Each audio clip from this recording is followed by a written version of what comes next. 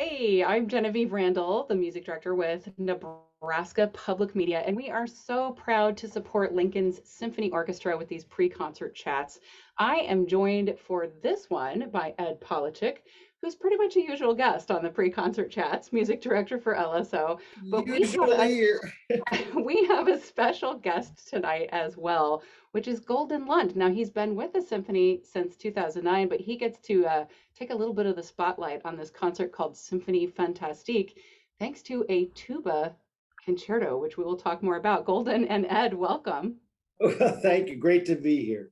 Thank And you I'm I, for having I'm me. partic I'm particularly so thrilled that this is an opportunity to feature Golden, because it's not just that, it's an unusual instrument for solo and all that kind of thing, but he's such an incredible talent. I don't mean to embarrass you, Golden, but you're a first-class musician, and we're just thrilled that you're part of our LSO family. And I just think that people are going to be blown away. He's going from way upstage, where he usually sits, to way downstage, right at the footlights, to show an instrument that rarely actually gets to be shown off this way. There aren't many tuba concerti, as far as I know. I only know the other one, being Von Williams. I know I'm sure there are others, but this one I'm just absolutely in love with. But I digress. I didn't want to interrupt your flow there, Genevieve. Please go ahead. No, it's all free form. And as you can see, I'm recording from home, so my little dog is in this video, but that's okay. So, Golden, let's get to know you just a little bit. Before we talk about this John Williams concerto, what were you doing before 2009? I was working on my master's degree at Indiana University. So and prior to that, I was at the University of Utah, getting my undergrad degree. So I have three. So I got my doctorate degree in Nebraska. That was when I started in 2009. So I have three degrees in tuba performance.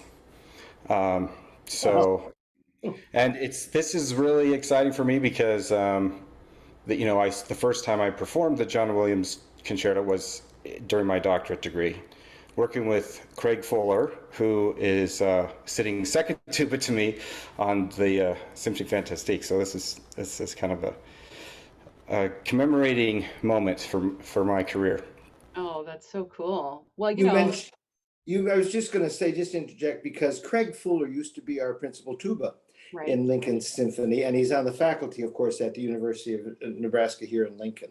He's a fantastic tuba player. So I love the fact that you get student and mentor now to sitting side by side in this fantastic piece of music. We're passing down the traditions from generation to generation here. I love it. I love it. Well, so John Williams, of course, people know this name, right? But usually you say John Williams, and if you're not thinking of the Australian guitarist, you're thinking of the composer of so much film music like Superman and Raiders of the Lost Ark or whatever. So what is this tuba Star concerto Wars. like? So just to go back to what you said, John Williams, I think, has a lot to do with why I went into classical music. I think that a lot of people might have to say that, particularly brass players, because he writes very, very exciting brass music. But take any Joe Schmo off the street and say, "What's the first orchestral music you ever heard?" And they'll probably say Star Wars or, Superman, Superman, right? something like that. Exactly. And that was my first exposure, to this exciting music. Um, but what this tuba concerto is like is, I think it's a great mix of, romanticism, neoclassicism. I think it's accessible to the audience. You'd certainly hear some of his I think, movie. I wouldn't say there's not overt movie themes in it, but you can hear some of, if you know his music well enough, you can hear some of the complemental things that he puts in his movies. But I think it also earns great respect from the modern day composer who likes to hear things, Right. hear tonality pushed to the edge. So I think it's and that's I think one of John Williams' unique qualities is he knows how to appeal to the general audience, but also give a keep a lot of interest to the to the well-schooled musician. So That's cool. Yeah, Nice. it's funny how to actually coin that term that you're skirting around, and I've just called it the contemporary classical approach to music as opposed to the pops approach.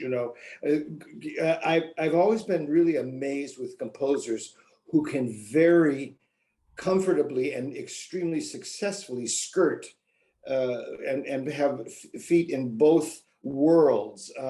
You'd have to say Leonard Bernstein comes to mind with, whether it's the Jeremiah Symphony or all of his classical works, the Kaddish and West Side Story. Here's John Williams with the same kind of thing. And in many ways, like when I think of a score like Schindler's List, it makes me think of actually the contemporary 21st century classical music. It's brilliantly composed, and they those kinds of composers know how to make the mix work within either genre. It doesn't matter. It's a great work. That's really fun to Interestingly, hear. John Williams rescinded the piece, did he not, Golden, for a while, and then put it back on for the us John to, Williams concerto? yeah. The John, I was not aware of that, but it's possible. And I don't know if it was because Williams himself did not wanted to make revisions or wasn't comfortable with it, or if it was just a publishing thing of some sort. The score actually is extremely difficult to read. It's in very tiny manuscript. I could barely see the little dots that I don't know if they're the dots are the notes or the dots are the dots that are supposed to follow the notes. So I have, it's a bit frustrating for me, but that's how new the piece is in a sense, right? But it is a brilliant work, and boy, I had no idea, Golden, that tubas can play that kind of stuff. It's brilliant. That brings me to sort of what I think of as the athleticism of brass players. I mean, the most muscles in the body are in your face, I believe. And Right. you're having to do a lot with all of those muscles, Golden. what how can you give the layperson who might be at this concert kind of an idea of how you prepare for something like this? Well, preparing for solos like this and auditions where you have to just have a lot of repertoire that you just have to be able to play. You kind of have to do it like a marathon. You have to work up to a certain level of being able to play. You have to build some endurance so that you can play for long periods without getting tired, and that takes time to build that endurance. And then as you get closer to the performance, you want to taper down so that you're fresh. But yeah, so starting out with a couple hours a day, moving to 3 or 4 hours a day of practicing, and then moving back down. So I'm hurting already. Oh my gosh. It's funny listening to you talk. I was thinking like, a sports match, they do the interview after the game, but right now we're doing the interview before the game. But the talk is similar. There's the prep, there's yeah, yeah. That is awesome. Well, so before we get too lost into tuba stuff, Ed, we do want to talk about the other pieces that are on the program as well. Of course, the title of the program comes from this amazing Berlioz work, which I want to get to. But I think Brahms is the next place we should go, which it looks like starts the concert I see. That's And right. what Golden was saying about this kind of combination of 20th century, but also these styles from romantic or classical, Brahms is the guy for that. Well, both Brahms and Berlioz, but what I find interesting for Brahms, and I'm going to say this in front of a great tuba player. Brahms seemed for the bottom sound of the orchestra to prefer the contrabassoon. That in the 4 symphonies that he wrote, only the second symphony has tuba. The other 3 he employs the contrabassoon. Huh. Now, I don't know what the instrument might have been like back in the mid 1800s. I'm sure it has undergone many more metamorphoses that have brought it more into the both instruments into the way we know them now in the 20th into the 21st century. But what I love about this particular work of Brahms, which is his academic festival overture, is that he uses tuba. And that really, that was the fact that the Berlioz uses two tubas, which you rarely see in a score, and we have a tuba concerto. I thought, if we're going to go that route, then I got to find something that Brahms wrote with tuba in it. So that's how that came about. I just loved it. Well, and I always think of the Academic Festival Overture as a kind of musical thank you note, because I think Yeah, Brahms was kind of prompted to write it. He was given an honorary degree, right? that's correct. That's Okay. correct. And you know, and I'm not. And there was a rumor also that a great percentage of Brahms' works, his compositions, he discarded, he destroyed. He was such finicky composer. He really wanted only his best foot put forward. And there was rumor that he was not terribly happy with this. I think he might have looked at it because it incorporates these themes of the of the university alma maters, Gaudeamus igitur, that kind of thing. And I think that he felt it was just too popsy or familiar. He wanted it to be more original. That's my own assumption. I don't know. I happen to love it, and it's actually one of an audience favorite at the Academic Festival Overture. Oh yeah, for sure. Well, let's talk Berlioz now because I shouldn't slight Berlioz. There's some melodic romanticism for sure, but then there's also this like I think if Berlioz had been alive today, he would have written sci-fi music if that's a thing. You know, Bernstein. if Go I can. ahead. Oh, so this is, and this I hadn't even thought about this till now, but the fact that we have Brahms and Berlioz on the same concert, it should be pointed out that they were contemporaries, and they were both, were influenced by Beethoven, and I just taught a music appreciation class and talked about this, but Brahms took kind of I guess the same. He stayed in the box in Neoclassicism. yeah, he stayed in the box and he kind of followed the same trajectory that Beethoven was taking classical music. He kept the symphony form in the four movements with the the different forms that each of those movements have. And Berlioz was kind of the who's that crazy basketball player for the Bulls? I can't remember his name. The had all the tattoos in the nose. Dennis Rodman? Dennis Rodman. Berlioz is the Dennis Rodman. He's the Dennis Rodman of the classical romantic period. He really took things to a different level. He put five movements in a symphony, which I don't know if it ever been done before. He put in two Alpha-Clyde. They're originally Alpha-Clydes, but then once the tuba became improved upon and became a better instrument, he put tubas in. But it's kind of interesting to note that those two were contemporaries, but they obviously took very different directions in their music.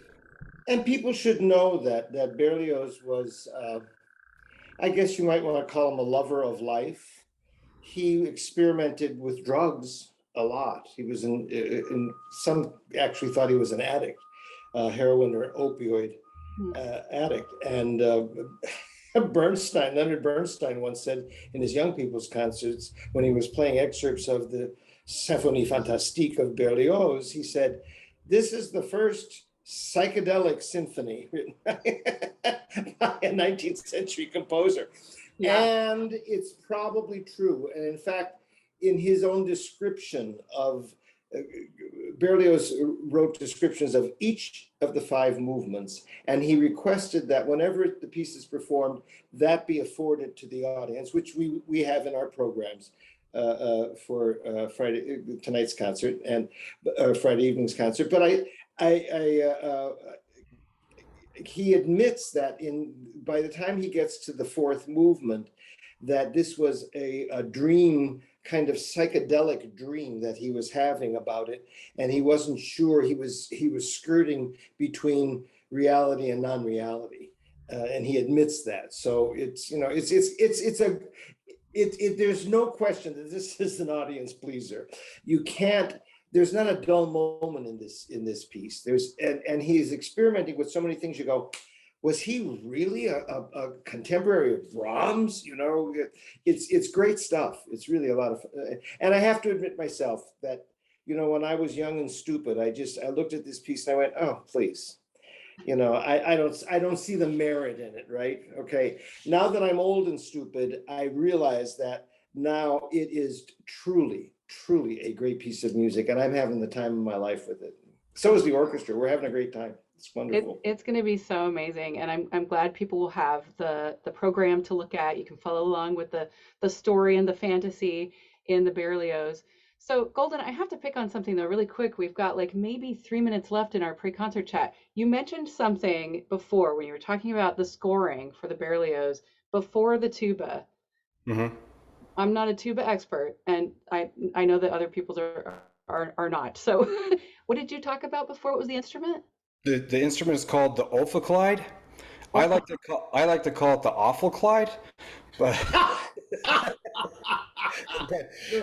because it's really an obnoxious sounding instrument. But there was at least in France there was a brass instrument that could really hold down. They had been looking for an instrument like the string bass that could really fill out the brass section, and the Ophicleide was it.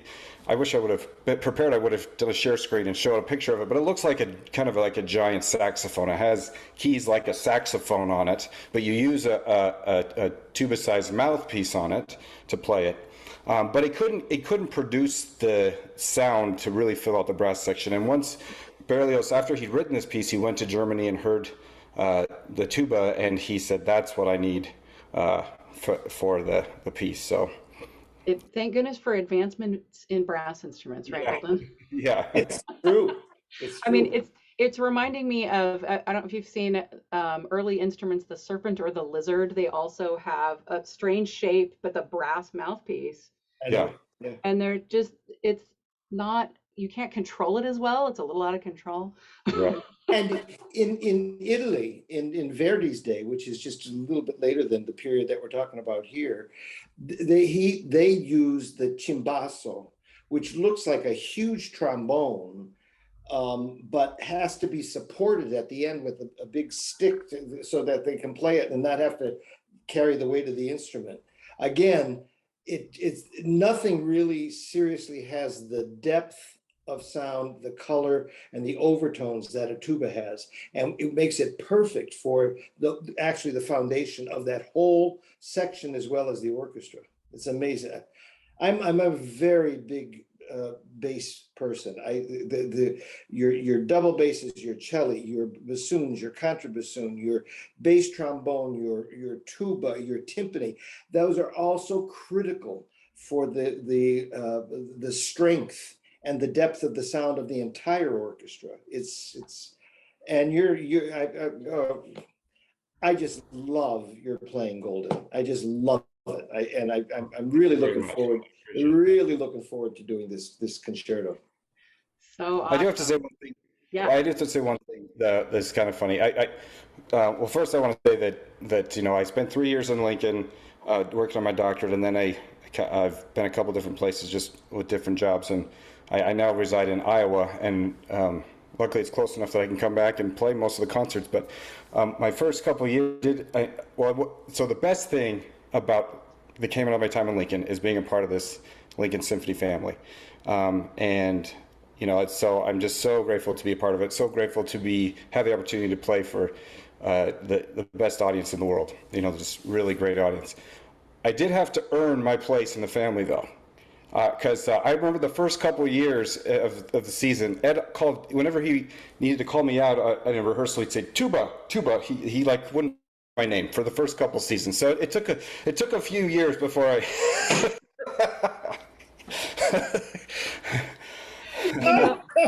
You've arrived. When my wife and I have a joke about it. It's like, my name's Tuba. But now you're Golden. Now you're Golden. Yeah. He was always golden. No, see? Oh my gosh, I'm so glad we had this chat about this. I think we could probably talk forever, but we want to be sure people are able to get to the music depending on when they're watching our pre-concert chat. Again, we've been Exactly. talking with the featured soloist on this concert titled Symphonie Fantastique, Golden Lund, who is going to be playing the John Williams tuba concerto. Absolutely amazing. And then that is paired with Brahms and Berlioz, and the director, of course, is our maestro, Ed Polachek. I'm Genevieve Randall. Golden Ed, thank you so much. Have a great and fantastique concert. Fantastic. Thank you. Thank you. Thank you. Thank you so much for having me.